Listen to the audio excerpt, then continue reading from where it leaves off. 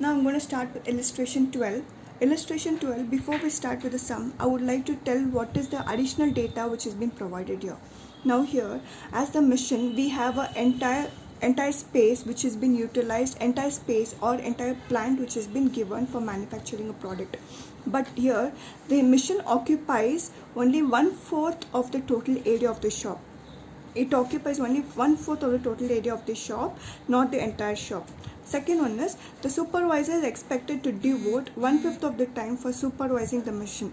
So the time spent by the supervisor, it is 1/5, and the mission occupies only 1/4 of the total area of the shop. So what are we going to do is, we are going to take into consideration 1/4 and the time spent is 1/5 of the area.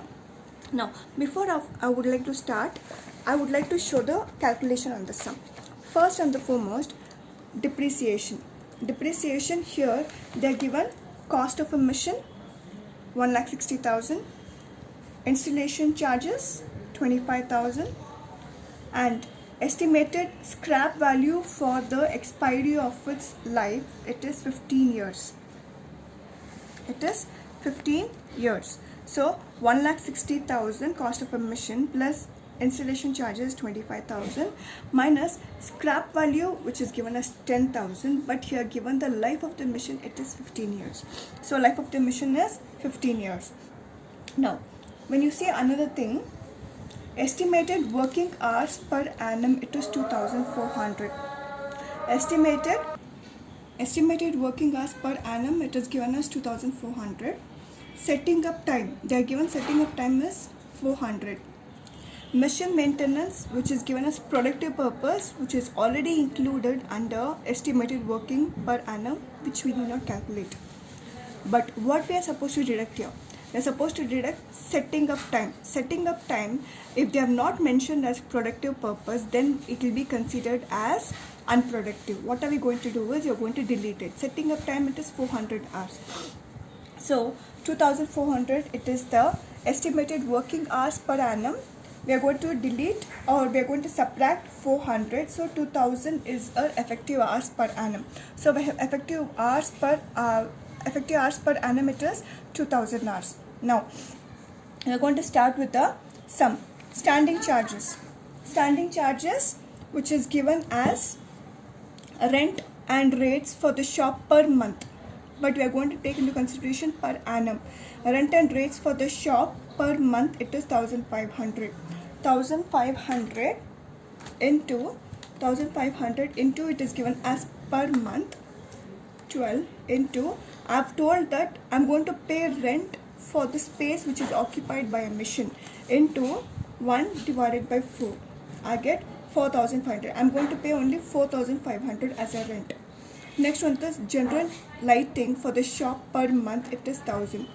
General lighting, even here, as I'm not going to pay the entire space, entire space lighting of the shop, I'm going to pay how much I have utilized with regarding to the mission. The mission has utilized only 1/4 portion of the shop, so I'm going to pay the lighting charges only 1/4 portion of the shop. That is 1,000 into 12. That is 12 months into 1 divided by 4. I get 3,000. 3,000 only I am going to pay. I am not going to pay any extra charges for that.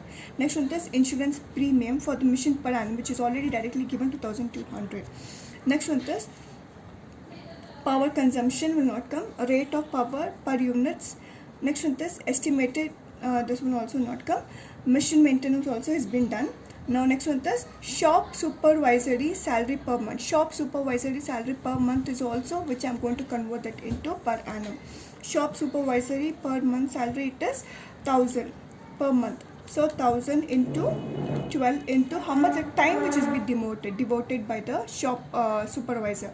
It has been devoted 1/5 of the portion. 1 divided by 5. I get 2,000.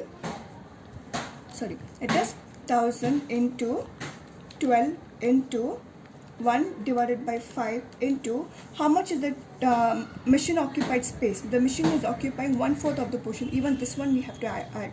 1 divided by 4, I get 600. So I'll just tell once again, shop supervisory salary I'm going to pay only because they spent only 1/5 of the portion, and I'm going to take into consideration only for this mission which has been occupied. Only that area also I'm going to take into consideration. The mission occupied area, it is 1/5 of the time spent by the supervisor, and supervisor I'm going to pay per month, it is 1000.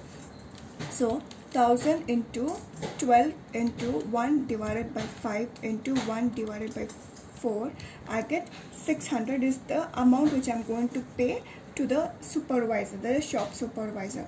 So 4500 plus 3000 plus 2200 plus 600, 10300 divided by 2000, I get 5.15.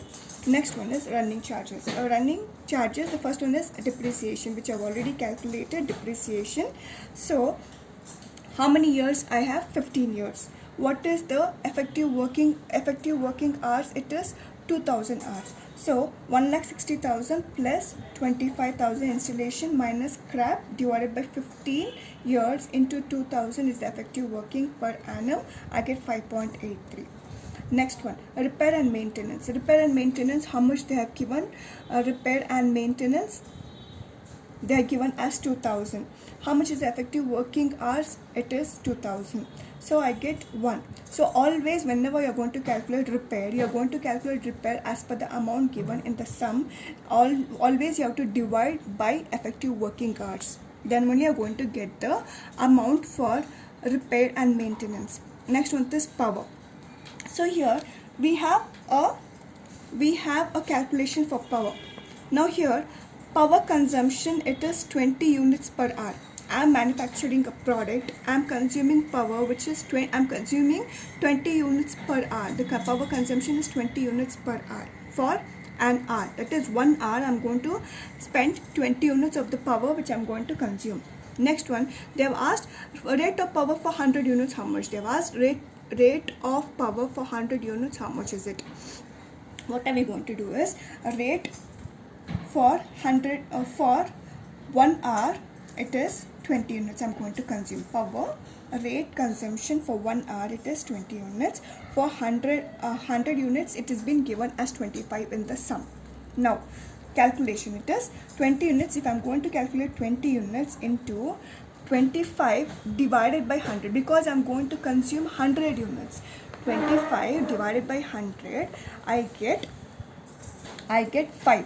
So I can do a cross calculation. That is, if I'm going to consume 20 units per hour, 20 units into 5, which I've calculated now, 20 into 5, I get 100. Because my main intention, I wanted to know rate of power per 100 units, how much? I don't know how 100 units how much, but they have clearly mentioned for 1 hour I'm going to spend 20 units. But for 100 hours, I don't know how much is the per hour which has been equal to 100 units. So per hour it is 20 units. For 100 units it is 5. So the cross multiplication, it is 5. It is the calculation which I've got into how much I'm spending per consumption. I'm spending 20 units per hour. So 5 into 20, I get 100 units. So this is a cross multiplication on the power consumption. So power consumption per hour is also given. Power consumption for 100 units, it is 25 rupees is the amount which is given. But I wanted to know for 100 units. So 25 divided by 100 units into 20 per hour divided by 25 is the amount, and 100. So when I do the calculation, I get 5. So 5 is the value, or it is the rate of power for 100 units. Now 5 into 20, I get 100. That is the cross multiplication.